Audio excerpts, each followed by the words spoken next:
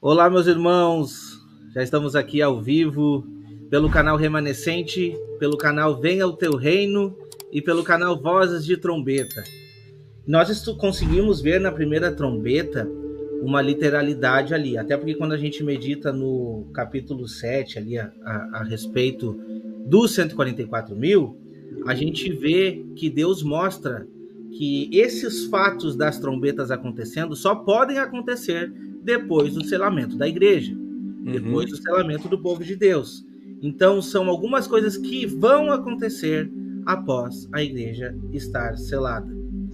Tratando assim, é que a gente vai adentrar nesta segunda trombeta. Na primeira trombeta, a gente viu ali que estes sinais e prodígios iriam acontecer nas árvores, iriam acontecer ali na relva verde, né? E isso poderia afetar todo o sistema de plantio e colheita. Isso irá afetar, né? O sistema de plantio e colheita. Agora, na segunda trombeta, a gente já vê o que diz ali. Vou ler para nós ali o versículo 8. O segundo anjo tocou a trombeta, e uma como que grande montanha ardendo em chamas foi atirada ao mar, cuja terça parte se tornou em sangue. E morreu a terça parte da criação que tinha vida e existência no mar, e foi destruída a terça parte das embarcações. Como que a gente conseguiria explicar a literalidade desses pontos? Pensando nisso, eu trouxe aqui, convidei o pastor Igor para nos ajudar, porque é um ponto muito complexo. Então, o pastor, eu acredito que possa trazer aí um pouco mais para a gente sobre essa segunda trombeta. Pois é, vamos lá. Quando a gente olha alguns textos em Apocalipse, por exemplo, vi uma mulher sentada sobre muitas águas. A gente não vai chegar lá no Pacífico e vai ver uma mulher lá sentada, Não, com certeza. né, no meio do mar, né, em cima de uma besta, literalmente, né? Mas a gente entende que aquilo é uma entidade espiritual que está governando pessoas, sistemas, e que ela existe. Né? Não existe uma mulher literal no sentido de carne e osso sentada, mas existe uma entidade espiritual que está dominando pessoas. Então, quando a gente olha, por exemplo, um anjo tocou a trombeta. O anjo é um ser espiritual, você não consegue ver um anjo. Sim, Ainda que a gente entenda também que a igreja é aquele que toca a trombeta, que é aquele que profetiza como Moisés. Né? Mas você não vai ver um som de uma trombeta, né, tocando ali. Mas você sabe que algo no mundo espiritual ressoou. E esse algo no mundo espiritual ressoando, isso vai gerar consequências literais para a humanidade. Pensando nisso, eu também fui pedir ajuda aos universitários. Eu fui lá para Enoque. também. Eu fui lá para Enoque, né, para ver o que ele tem para nos dizer a respeito, por exemplo, dessa pedra ardente. Será Sim. que, por um acaso, ele fala alguma coisa que pode trazer alguma luz? Eu estou dizendo que o que ele falou tem a ver diretamente com isso, mas pode ser, né? Então eu vou abrir aqui o texto aqui para gente. Uhum. Deixa eu compartilhar aqui a tela. Olha o que Enoque vai dizer no livro de 1 Enoque, no capítulo 21. Né? 1 Enoque, no capítulo 21, vai dizer assim: então eu fiz um circuito para um lugar no qual nada estava completo. E lá eu não vi nem as tremendas manufaturas do um céu exaltado, nem de uma terra estabelecida, mas um lugar desolado, preparado e terrível. Olha o que ele coloca. Lá também, versículo 3, né? Lá também vi 7 estrelas do céu amarradas juntas, semelhantes a grandes montanhas e semelhante ao fogo fervente. Ó, então ele viu demônios que tinham o formato de uma montanha ardente. Tá? Eu exclamei: por que espécie de crime eles foram amarradas? E por que foram removidas do seu lugar? Então Uriel, um dos santos anjos, que estava comigo e o qual conduzia-me, respondeu: Enoque, por que perguntas? Por que arrasou-as consigo mesmo e ansiosamente indagas? Estas são aquelas estrelas que transgrediram o mandamento do Altíssimo Deus estão aqui amarradas até o número infinito dos dias dos seus crimes esteja completo. Ou seja, eles vão ficar ali até um determinado momento. Num momento correto, num momento certo, num momento que Deus achar que tem que tirá-las dali, Deus vai tirar, tá? Mas o interessante é que ele vê, né, esse anjo no formato de uma montanha com fogo ardente, que está amarrada no céu, e que no seu devido momento ele seria retirado de lá. E aí ele não dá mais detalhes, e aí acaba a história por ali, né? Então, nesse texto aqui, pelo menos o versículo primeiro, o nosso, né, que a gente está estudando aqui agora, o nosso primeiro versículo de estudo, eu entendo que entidades espirituais, seja para bom ou seja para mal, ela pode ter representatividades, seja de árvore, seja de pedra, e por aí vai. Eu vi uma pedra que foi retirada sem auxílio de mãos. Que pedra era essa? Essa pedra era o reino. O que é o reino de Deus? É a igreja, são pessoas. Então ali foi uma pedra tirada no meio de um sistema babilônico nos pés dela, e este reino, que é composto de pessoas, foi simbolizado por uma pedra. Neste caso aqui, esta pedra, ela, ao meu entender, ela representa alguma força negativa que implique um cataclisma na Terra ao entrar em contato com ela. É dessa forma que eu vejo, né? Então eu observo que essa figura de linguagem, não é nem figura de linguagem, eles viram isso, João também viu. Essa espécie de linguagem, ela não é uma espécie de linguagem estranha no mundo judaico. Quando eles falavam sobre esse tipo de força, seja pedra, seja cavalo, por exemplo, lá dos 4 cavaleiros, né? Tudo isso que são figuras espirituais que representam seres espirituais, seja malignos ou divinos. E nos 4 selos tem 4 cavalos.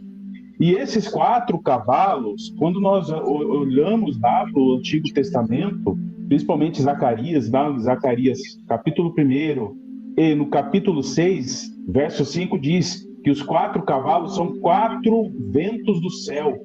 Ou seja, lá na palavrinha, e é importante nós enfatizarmos isso, que a palavrinha ali, ventos, é ruach, que é espírito, os 4 espíritos. E esses 4 espíritos, são os 4 ventos do céu, agitam o grande mar. É o Senhor agitando as nações da terra, como está escrito em Daniel 7, verso 2, que desse agitar do grande mar surgem os animais ali, Daniel 7.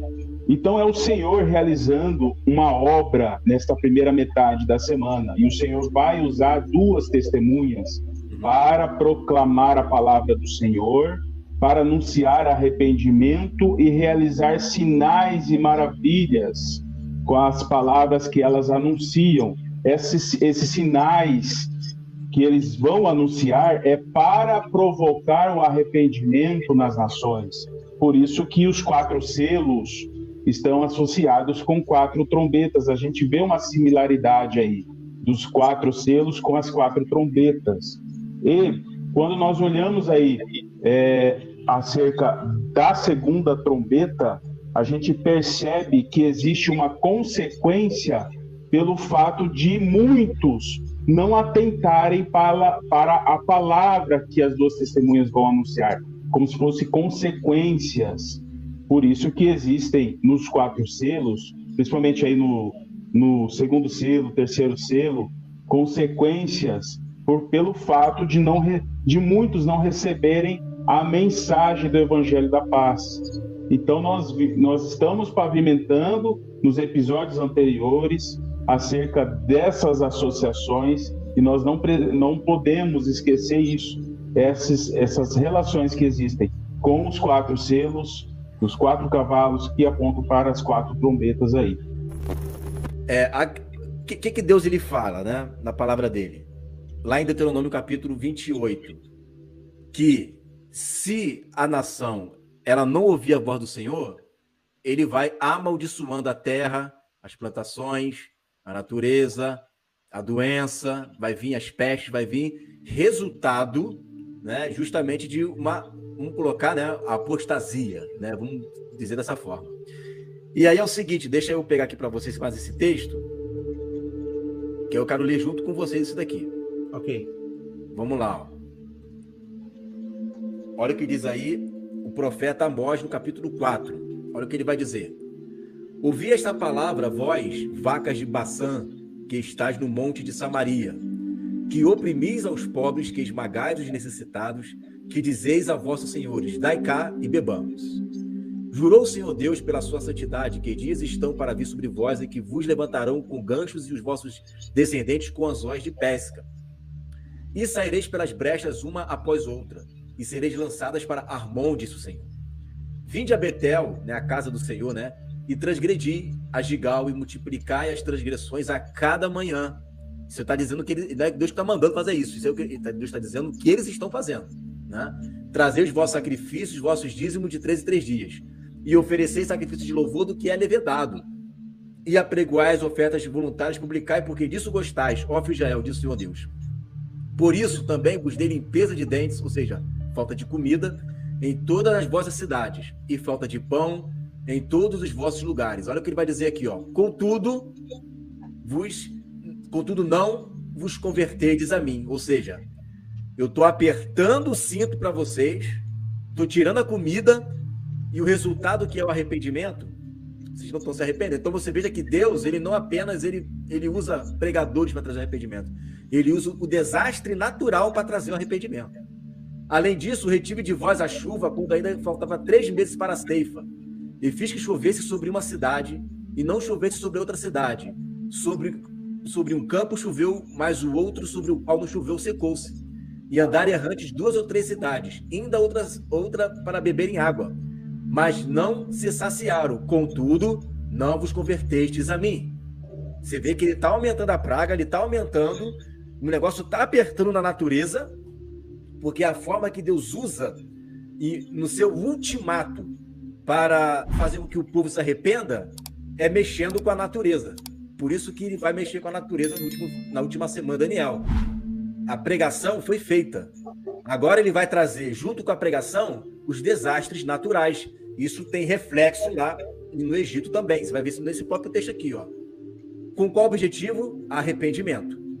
Feri-vos com queimadura, com ferrugem, a multidão das vossas hortas e das vossas vinhas, e das vossas figueiras, e das vossas oliveiras, com meu a locusta. Contudo, não vos convertestes a mim. Enviei a peste contra vós à maneira do Egito. Tá vendo aí, ó? Uhum. Então Deus, ele tá fazendo com que as pestes sempre que atacam a natureza, com o propósito de que o coração ele não venha a ser endurecido. Quanto mais ele usa a natureza para poder fazer com que o povo se converta, mais eles estão endurecendo o coração.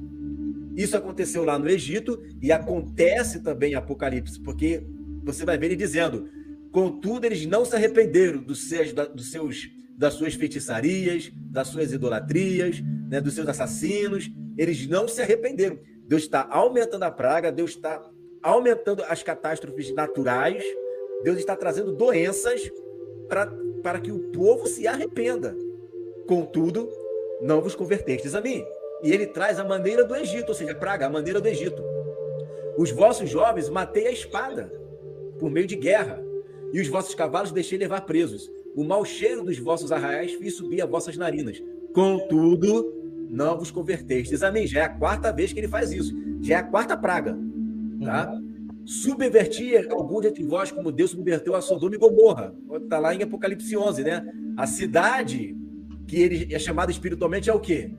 Egito e Sodoma. Não está em Apocalipse 11? Sodoma e Egito, né? sim. Uhum. Então, e vós foste como um tição arrebatado do incêndio. Ou seja, mesmo Deus permitindo que algumas pessoas sobrevivessem, esses que sobreviveram, ó, não vos convertestes a mim.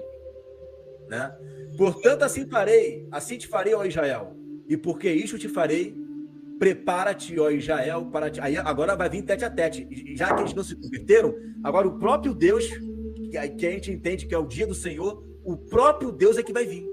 É o encontro de Deus com os povos, né? Se ele enviando pragas, fome, peste, cataclisma, a maneira do Egito, Sodoma e Gomorra. O que aconteceu com Sodoma e Gomorra? Houve lá, fogo e enxofre.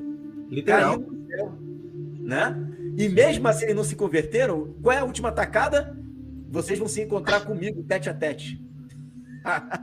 Né? E aí termina assim, ó. Porque eis aqui o que forma os montes e cria o vento e declara ao homem qual seja o seu pensamento, que faz das manhãs trevas e pisa os altos da terra. O Senhor, Deus dos exércitos, é o meu nome. Então eu entendo que a natureza é uma outra maneira de Deus também fazer com que o povo venha se arrepender. E quanto mais o povo não se arrepende, maior são os desastres. Você vê que começou, se não me engano, acho que a primeira praga lá, se eu não me engano, acho que foi a do gafanhoto, se eu não me engano, tá? Mas termina no ápice, que é da morte dos primogênitos, e culmina numa outra pior, que é todo o exército mergulhado ali nas águas. E a Bíblia fala que a vinda do Senhor seria como um dilúvio. Sim.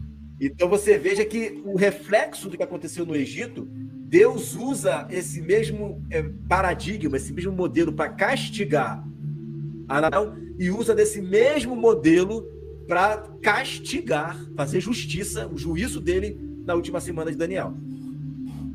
Esse ministério das duas testemunhas, eu anotei aqui, que envolve apregoar a palavra de Deus para arrependimento, realizar sinais como consequências de muitos que não vão ouvir a palavra, a mensagem do reino. E também eu percebo aqui que as duas testemunhas vão causar danos a fim de enfraquecer o sistema babilônico. Então eu vejo essa segunda trombeta como algo literal acontecendo para provocar, né, esse colapso nas nações. E esse trabalhar de Deus vai provocar cada vez mais nas nações esse arrependimento em cada um. Percebe-se que lá em Êxodo 12:12, o Senhor diz assim: eu cumprirei juízo contra os deuses do Egito. Então, cada sinal, cada praga derramada sobre o Egito, foram 10 pragas, ali apontam também para juízo do Senhor contra os deuses que manipulavam aquela nação. E da mesma forma, nós realizamos um paralelo para os últimos dias. Esses deuses, ou seja, esse império das trevas, eles se sustentam por muitos desejos carnais. A gente olha aí a ganância, a imoralidade, a soberba, o poder, a fama, e eles usam ferramentas para alimentar a cada um deles. Que ferramentas são essas? Que muitos nas nações idolatram, né? Uma idolatria, a tecnologia e principalmente a ganância pelo dinheiro. Então o mercado financeiro alimenta essas nações e a humanidade vai se tornando cada vez mais entorpecida pelo sistema babilônico. E o Senhor vai provocar um colapso no sistema babilônico, cada vez mais. E a humanidade vai se encontrar num cenário totalmente contrário àquilo que ela vivenciava no seu dia a dia. Isso vai mover, vai provocar nela uma sensação de buscar o Senhor ou, cada vez mais, sofrer os danos em decorrência das trombetas. Então, eu percebo isso. E nós, até trazer um dado aqui, muito importante acerca disso, do tanto que o transporte marítimo mercante, ela é importante para o mercado financeiro. Peguei aqui como fonte a Marinha Mercante Brasileira. Eles mencionam que 90% do transporte mercante ocorrem nas transações internacionais, ou seja, todo o comércio mundial, 90% através do transporte mercante marítimo. Então, olha a importância das navegações para o mercado financeiro.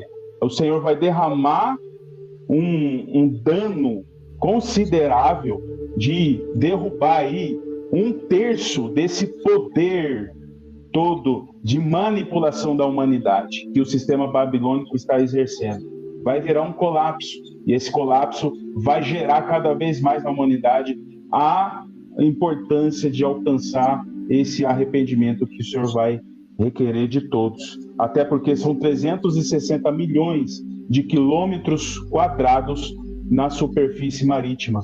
São dezenas e dezenas de milhares de navegações que serão afligidos. É isso. Quando a gente olha todas essas catástrofes acontecendo, por exemplo, da primeira trombeta que atinge as árvores, e depois o da segunda trombeta que atinge o mar, e a gente consegue pegar tudo isso, a humanidade, todo esse sistema que o próprio irmão Ricardo trouxe, vai querer achar o quê? Um culpado. Não tenha dúvida disso. Vai querer achar um culpado.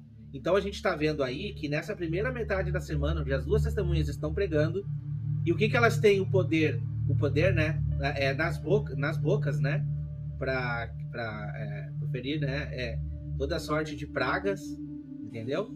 E também para transformar em sangue o mar quantas vezes quisesse, né? A gente sabe que pode ser, estão falando aí de alegoria, mas também está falando de pragas, de flagelos.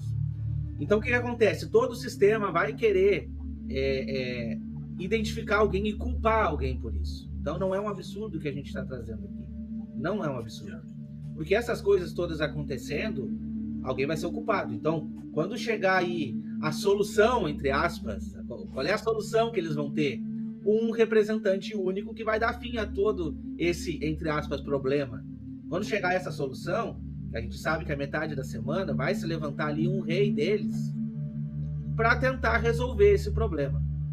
Entre aspas. A gente que estuda aqui sobre essa última semana de Daniel, a gente vê sobre essa grande perseguição. Por que estarão sendo perseguidos? Porque essas duas testemunhas, foi que por intermédio delas, todos essas catástrofes foram ali sendo desenvolvidas sobre a terra, pela ação de Deus. E eu consigo ver isso também lá em Joel 2.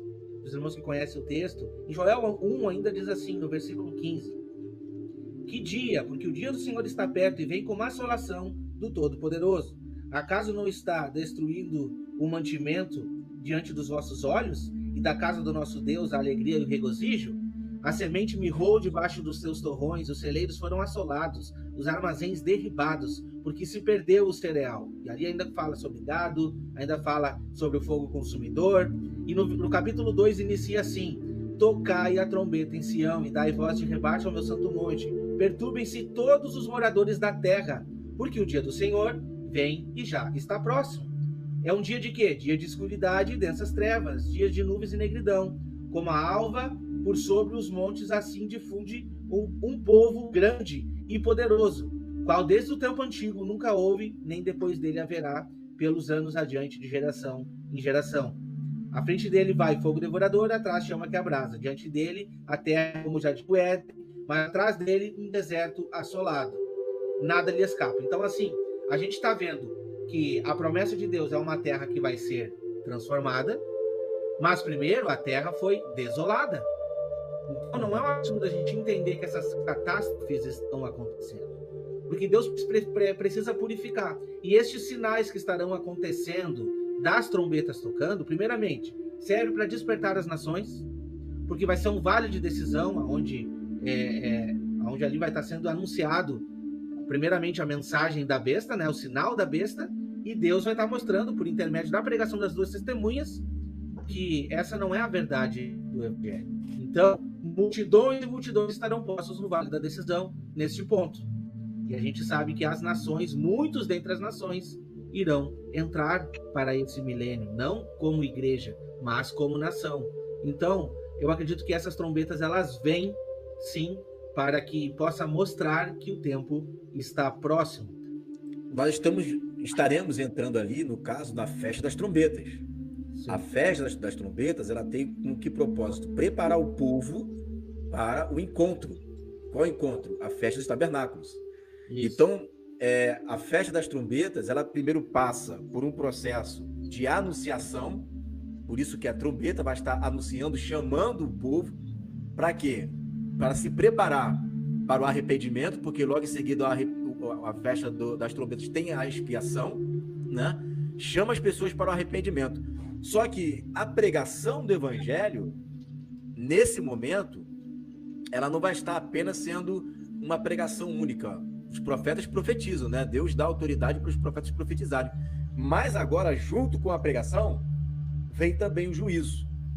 Então, o juízo, ele também faz parte da pregação, né? O juízo também agora dentro desse contexto, faz parte ali, junto com o evangelho. Por quê?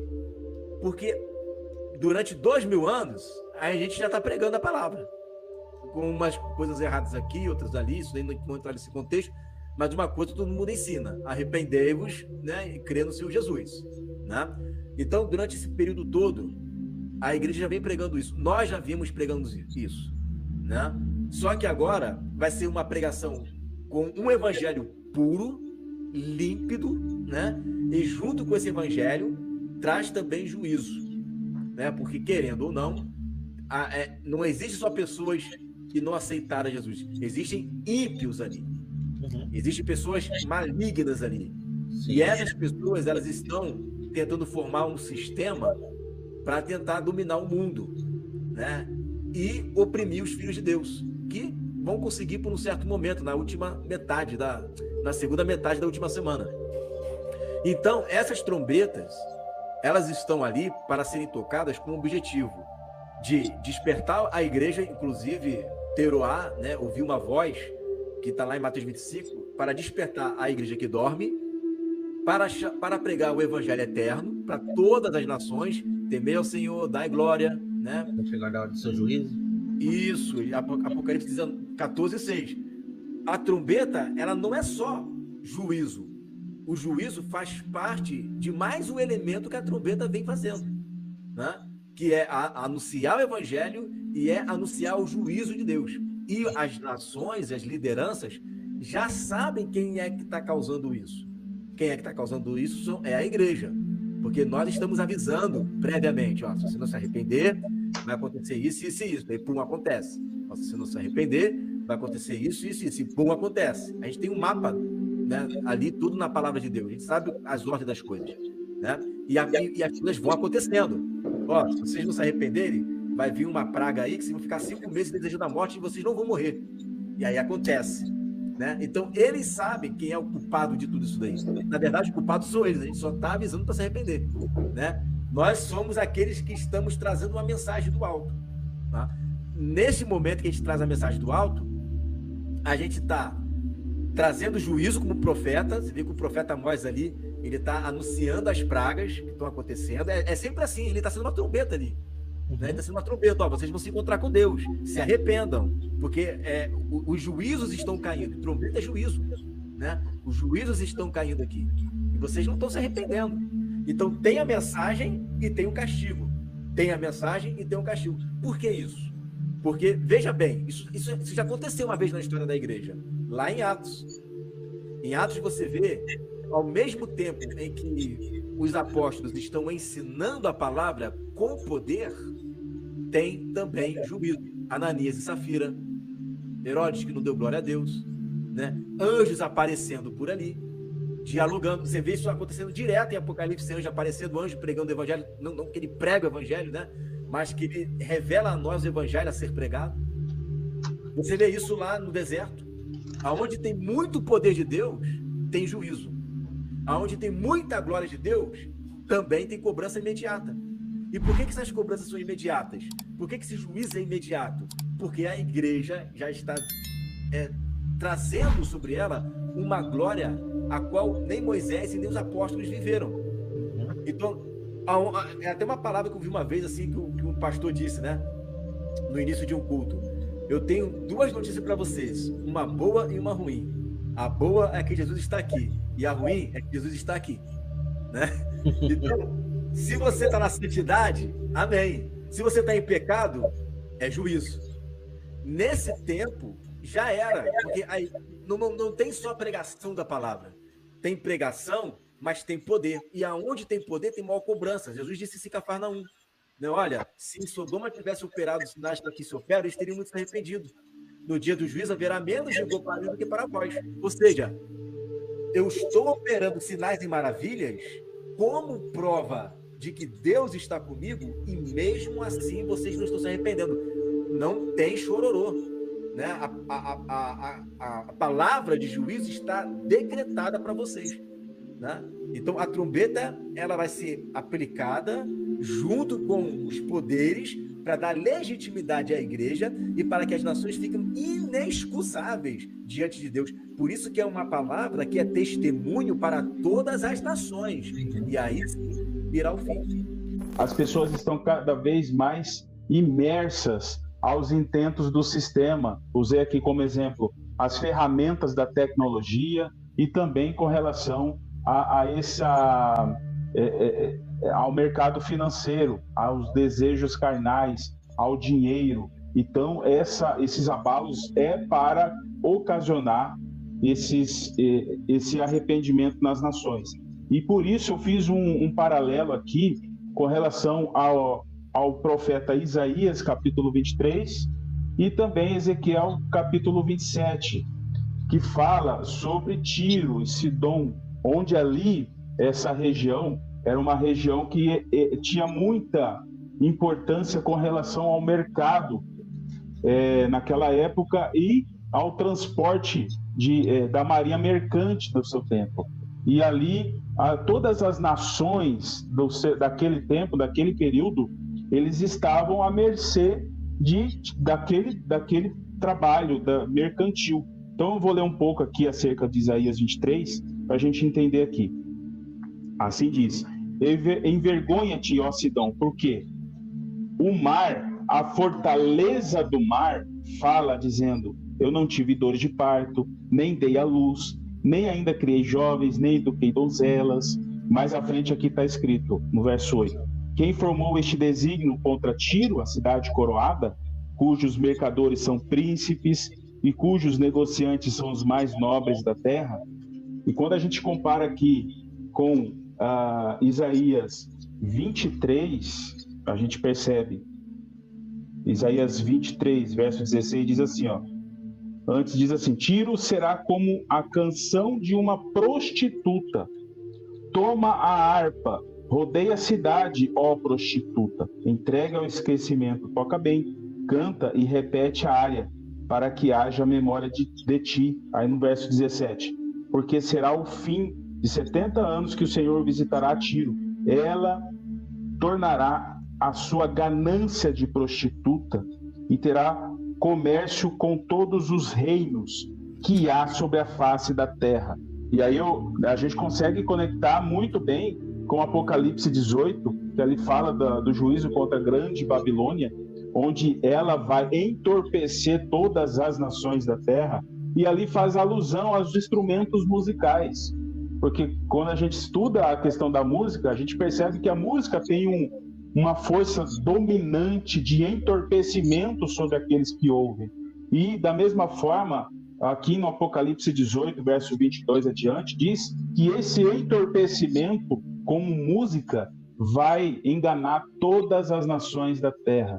Percebe que existe aí uma atuação do sistema babilônico para alienar todas as nações e para que venha sacudir, né, e tirar o máximo de pessoas dessa alienação do sistema. O Senhor precisa provocar esse abalo no sistema. E por isso que esses sinais eles vão causar danos no sistema. E quando eu falo de danos, é realmente literal. E por isso que os profetas esclarecem acerca disso. Não só o profeta Isaías, mas também o profeta Ezequiel, no capítulo 27. Depois você lê em casa, que ali fala dos mercadores que fugirão e lamentarão, associando com Apocalipse 18, verso 15. Então, é muito importante a gente usar os profetas para entender o contexto vindouro, porque a gente percebe o propósito do Senhor nesta primeira metade da semana. E aí vem aquela palavra que está em Apocalipse 18: sai dela, povo meu. Por quê? Porque o povo está alienado nesse sistema. E o Senhor vai sacudir o mundo para provocar o arrependimento, de retirar de lá o máximo de almas alienadas do sistema. Amém, amém, meus irmãos. Eu vejo a mesma coisa. A gente não pode tirar o nosso foco dessa solenidade que a gente sabe das últimas 3 festas que estarão iniciando aí com o toque das trombetas, né? Elas serviam, a princípio, para nos levar para um dia específico, era um dia de expiação. Esse dia a gente já sabe que está acontecendo, mas o que está nos apontando, de fato, é para o Yom Kippur, quando o sumo sacerdote sai do lugar santíssimo para o encontro com ali as 12 tribos, que a gente vai ver que é a igreja, né? A representação para a festa dos tabernáculos. Então, como a gente vê ali na citação da muralha de Jericó, que foi tocado 7 vezes aquela trombeta, então os muros vieram ao chão e tivemos ali sim ruínas, tivemos ali catástrofes sobre aquela cidade, tivemos também uma mulher que muitos podem usar também para a igreja protegida, mas também como aquela que protegeu 2 testemunhas, literalmente, sendo protegida por Deus também. Então, você pode pegar essa analogia de vários pontos para conseguir interpretar de que Deus terá os seus escolhidos para pregar o evangelho, Deus terá os seus escolhidos que não aceitarão a marca da besta e entrarão nesse milênio como nações. E Deus já terá os seus escolhidos antes, né? Que serão ali, então, despertados com o toque dessas últimas trombetas. E aí você é que fica no meio dessa escolha hoje para se posicionar como sendo aquele que vai tocar a trombeta, ou talvez como sendo aquele que vai ser despertado, ou aquele que vai ficar dormindo e mesmo assim não vai acordar. O nosso intuito aqui é de gerar em você o arrependimento, para que você volte hoje, já escute ali um sonidinho dessas trombetas. De certa forma, nós estamos aqui tocando trombeta e anunciando a mensagem de Deus. E o nosso intuito é trazer as pessoas para esse arrependimento, para que se preparem hoje, porque a purificação do santuário, ela começa quando nós purificamos o nosso interior. Quando nós purificamos esta morada e entendemos que o Santo Espírito deve habitar dentro de nós. E assim sendo, nos capacitamos, somos selados para esse toque de trombeta. O Evangelho está avançando e nós estamos aqui posicionados como esse santuário que lá antes de tocar as trombetas, as testemunhas estão sendo medidos. Esse é o momento de um santuário sendo medido para ver quem está se posicionando diante do altar. Então, o nosso apelo é que você se posicione, exerça o seu direito e a intrepidez que você tem de entrar no lugar santíssimo por intermédio do sangue de Jesus. E exerça hoje, porque Cristo está às portas batendo. Ele quer habitar no seu coração. Se você abrir a porta, ele vai entrar, vai cear com você e vai ser uma maravilha. Lógico, a gente sabe que daqui para a eternidade. Amém, meus irmãos? Que Deus abençoe a todos. Olha aqui, ó, o irmão Klaus, eu sou um dos pastores que o irmão citou aí, que está aprendendo com os irmãos. Eu sou muito grato a Deus por ter conhecido os irmãos. Isso foi através do pastor Pedro. Pastor Pedro de casa, né? Com a gente, e com certeza, glórias a Deus. Eu fico muito contente com essa mensagem, pastor, porque o evangelho do reino ele é abrangente, independente de religião. Nós não estamos aqui defendendo placa nenhuma. E pastor é todo aquele que leva a mensagem de Deus. Se estamos disponíveis a aprender e ensinar ao mesmo tempo, chegaremos na verdade absoluta que Deus tem a revelar. Verdade? Amém. Deus abençoe a todos. Tenham uma ótima noite. Esteja conosco aqui também na próxima semana. Ok? Vai. Tenha uma boa noite. Tchau, queridos. Paz, irmãos.